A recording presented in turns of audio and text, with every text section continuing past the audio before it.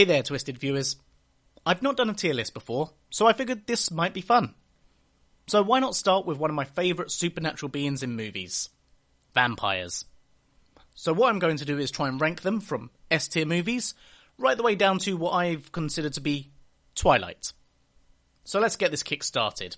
This will be a movie-based tier list, so there won't be any TV shows, so I'm afraid there won't be any Buffy the Vampire Slayer or Vampire Diaries. However, the Buffy movie is still fair game, so I will be listing that on this list. So, let's start with one of the most famous vampire movies. An ageless myth meets an uncompromising master. This movie oozes with Hollywood magic, from set pieces to scenery chewing from Gary Oldman and Anthony Hopkins. It's just a little bit of a shame about Keanu.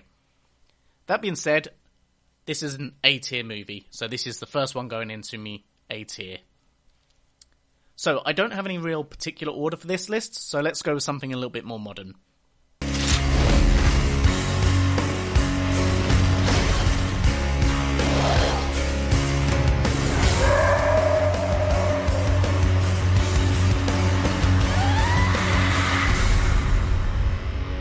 This more modern take on the genre is set in a small town in Alaska, and they're set upon by a gang of vampires during 30 Days of Darkness.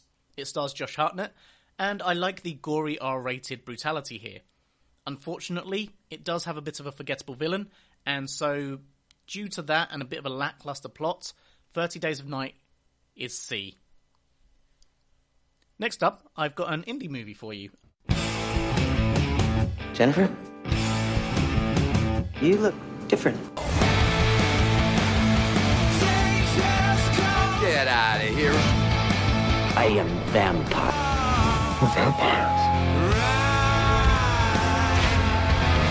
Vampires. This B-movie gem has a great roster of cameos in the movie, with some genuine funny moments and a lot of heart. So, for me, it's going to be a B for this B-movie. But if you haven't seen it yet, please do check it out. Next up is our first franchise and our first S-tier movie. They have no fear, but one.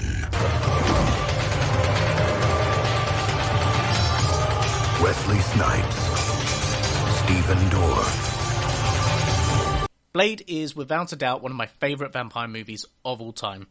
Awesome action set pieces, good use of lore, Wesley Snipes is simply perfect in the role, and Stephen Dorff is a fantastic antagonist. So, without a doubt, Blade is S tier. Ooh, so exciting. 5, 4, 3, 2, 1. Keep your friends close. The second outing for the Daywalker had bigger budget and bigger stakes, if you excuse the pun. Leaning more into the horror idea, Blade working with the vampires against a bigger threat made an exciting second outing. This has got to be at least in the A tier, just not quite as good as the first one. Finishing off the Blade trilogy,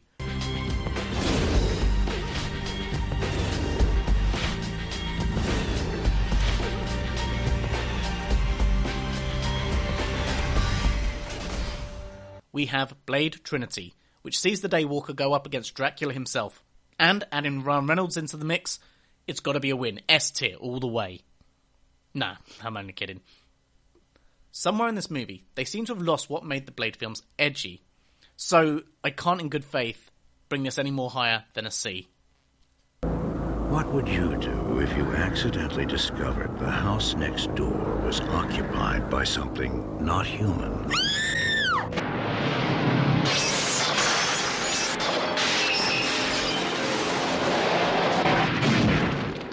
Fright Night.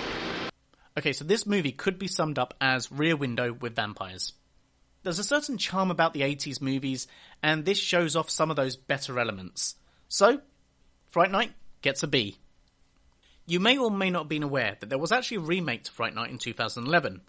Hey, now listen to me. We graphed up all the disappearances. That's you right there in the center next to his house. I really hate to be the one to tell you this, but that guy, your neighbor? Jerry. Yeah, he's a vampire. And this is to Fright Night what Disturbia was to Rear Window. This time it's Colin Farrell, given a decent performance, But the reason to watch this is David Tennant's take on Peter Vincent. It's still good fun, so also B tier. Marie had a hunger to feed on the evil. You want a ride? You're gonna be made men. But when you're made by me, nobody can touch you.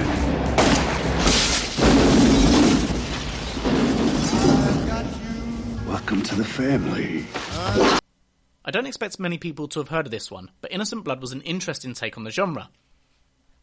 Not wanting to kill, Mary would use mobsters to sustain herself. Now, mobster vampires sounds funny, but it works. I especially like the glowing eyes that give it a unique flavour. So I'm going to give Innocent Blood B tier. Some call me the Dark One, others the Lord of Death. To most, I am Dracula. Okay, obviously we're dealing with a little bit more than just narcissism here. Now, let's eat. Renfield is a bit of a crazy fever dream. Not the best vampire movie, and lighter on the laughs than I expected, this film is redeemed, however, by the classic Nicolas Cage performance. All in all, it's a bit forgettable. C tier.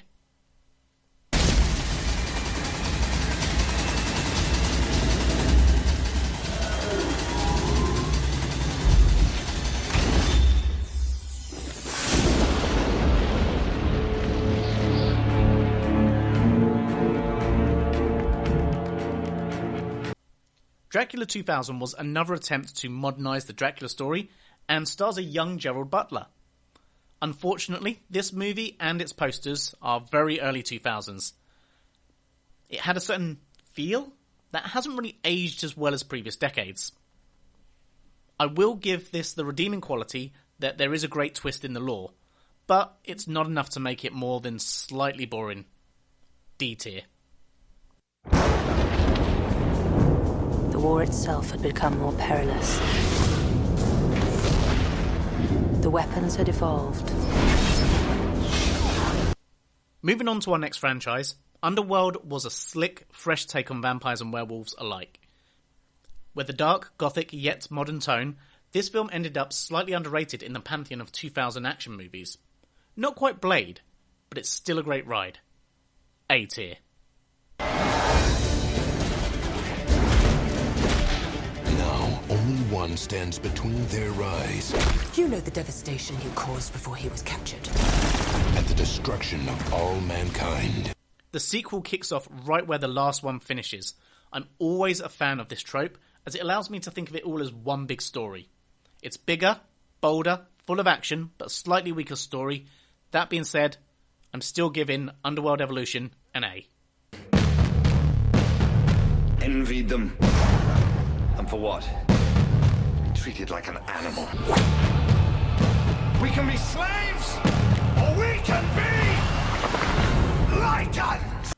The third film in the series is actually a prequel, taking us back to the events that started it all. I was dismissive of this movie on the first time out, but over the years I've learnt to appreciate it more. So, Underworld Rise of Lycans gets a B. Whatever it is, it's more powerful than any of us.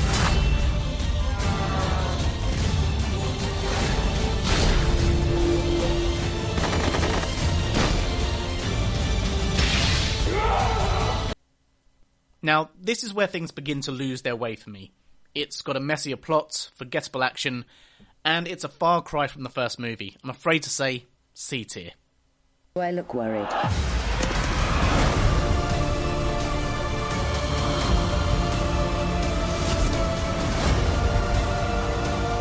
All I want is your blood. Underworld Blood Wars seems to continue the story from Underworld Awakening. Despite having seen both of these films a couple of times, I can't really remember what happened, and so for me this is very telling of my experience.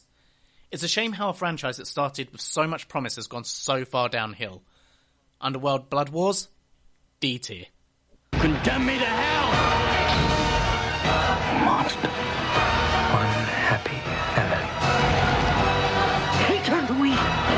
End her suffering and yours! From low lows to high highs, Interview with a Vampire is, in my opinion, a masterclass in adapting a novel into a movie. They kept a close and intimate story, hitting all the important beats while cutting elements out of the book that weren't important to the core story. Amazing performances from a stellar cast, this could be nothing more than S tier.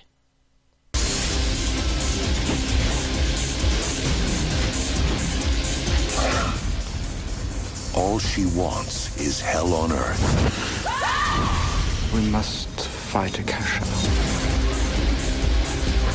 Unfortunately, Stuart Townsend had big shoes to fill in this loose sequel to Interview. Despite being adapted from the same book series, nothing about this follow-up seems to feed into its predecessor. It has a new cast, a new feel, a modern look, but none of this really works. Queen of the Damned, unfortunately, is C tier. Somewhere in the middle of nowhere. Low profile. You understand the meaning of the words low profile? Sure. Next up, we have one of the strangest concepts on this list, and I would say spoilers, but it has been a couple of decades, well, a few decades at this point, and the list is about vampire movies, so there is that. From Dusk Till Dawn goes from Tarantino-esque mobsters on the run to vampire horror, and it was such a strange and delightful twist. It's also great to see George Clooney in a role like this. A tier.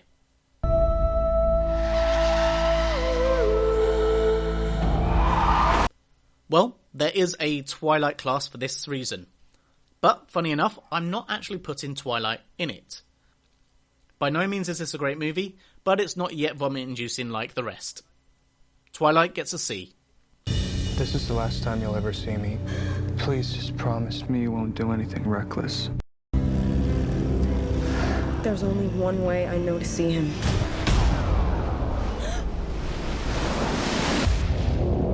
Continuing with the franchise, New Moon is just the worst.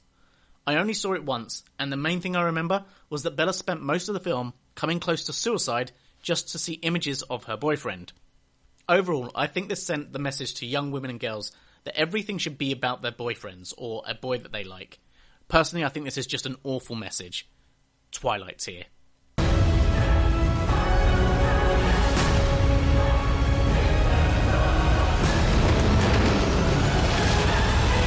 Despite being very forgettable, this is probably the one that the fandom remembers the most about the whole franchise.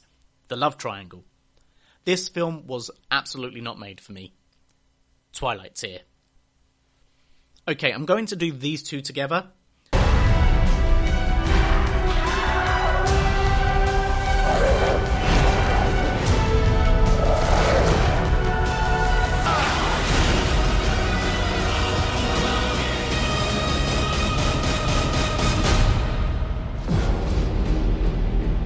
There is so much wrong with these movies, it's hard to quantify. The imprinting plot is all kinds of creepy and wrong, irrelevant of how it's painted.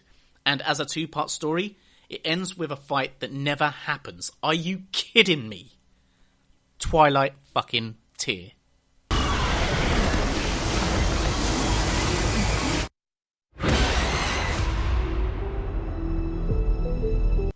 The worst thing for me about Morbius was the potential that the film had. It felt like, with so many Sony movies, a squandered opportunity. It's just the worst. Twilight tier. Buffy? I'm Pike. Pike isn't a name, it's a fish. I liked her, even though she seemed kind of flaky. Hi. What are you doing here? What am I doing here? I'm saving your butt. Hey, you're not like other girls. Okay, here we go. The original movie, Buffy the Vampire Slayer. Despite my love for the show, I can't show the same affection for this movie.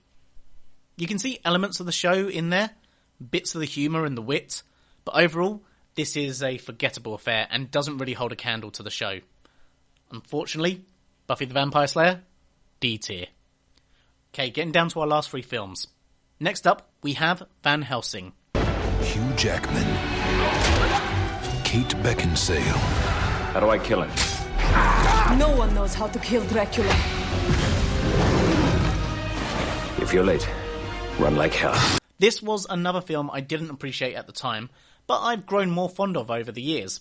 There are some cool concepts, and I really like the callback to the older monster movies. Van Helsing gets a solid B. Hade du tyckt om mig ändå?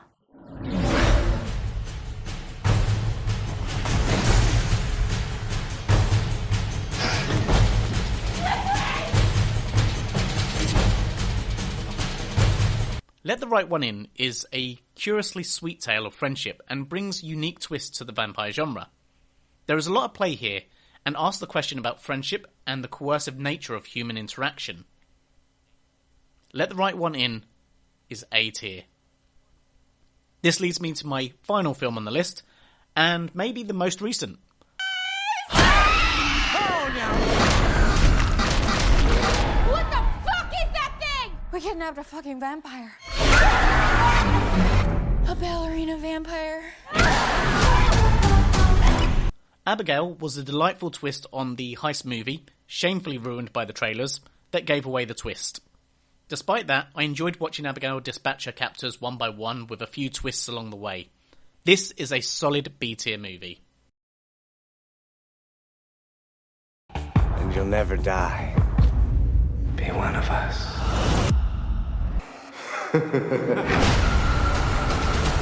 Now you know what we are?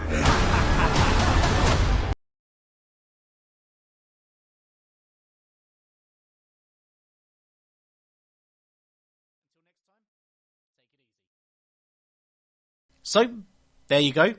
These are just a few of my opinions and how I'm currently feeling about those movies. So, what are your thoughts? Do you agree? Do you disagree? Were there any films that you thought should be on this list that I have missed off the list? Please feel free to put them in the comments below and even give them your own tiers. Until next time, take it easy.